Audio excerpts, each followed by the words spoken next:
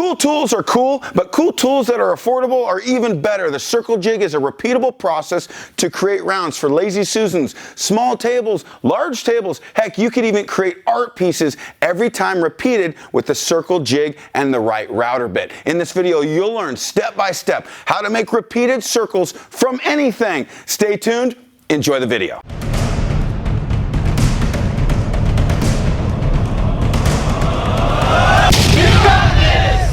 Remember, when you subscribe to our channel, click on the red subscribe button and be sure to ring the bell so you get notified every time we have a new video. Thanks again.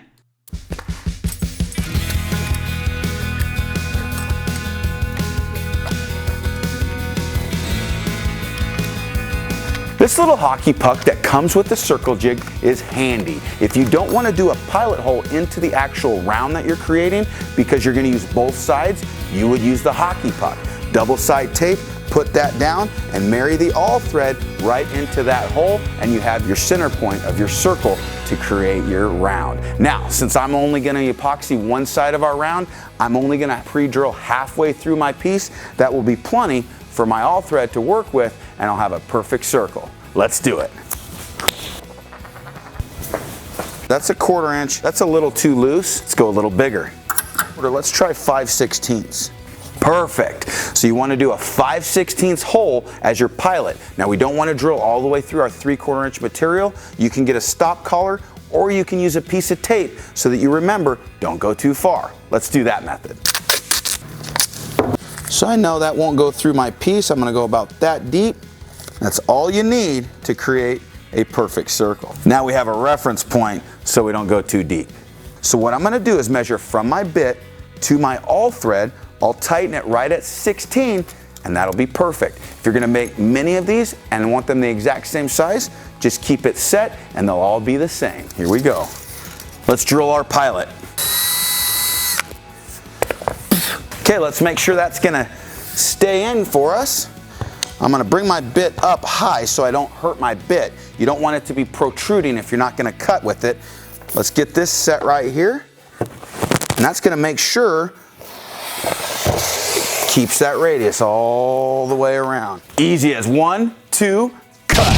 I know you're asking yourself right now, where do you get that really cool jig?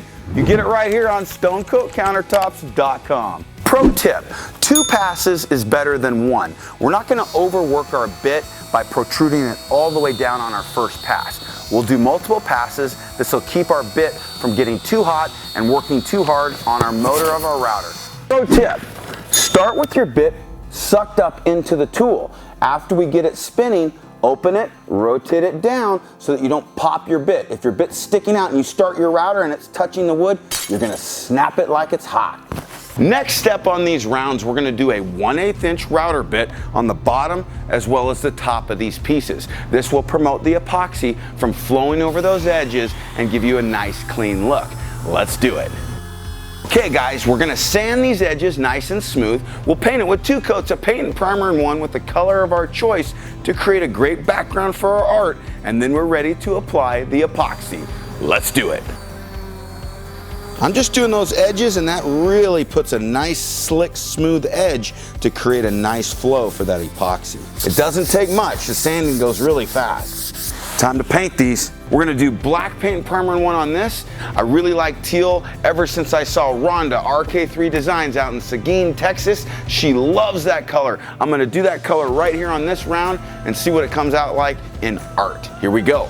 Shake it before you bake it. Pro tip, if you don't want to clean your rollers, leave the weenie roller in the bucket.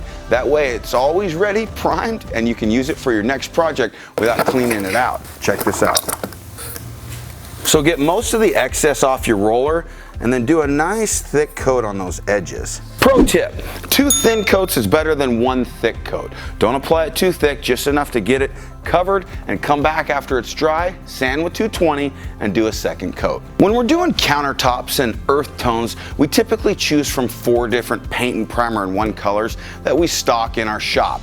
When you're doing art, throw those rules out the window. You can do any color you like. That's why we're going really bold with this teal. You can even do this teal on a countertop if you prefer.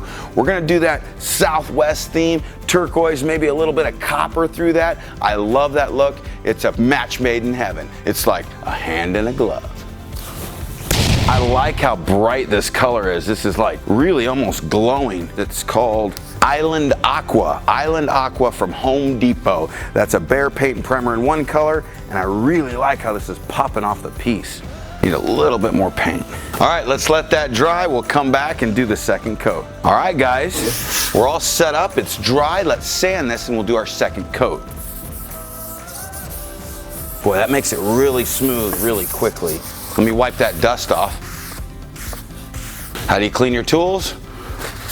Like that.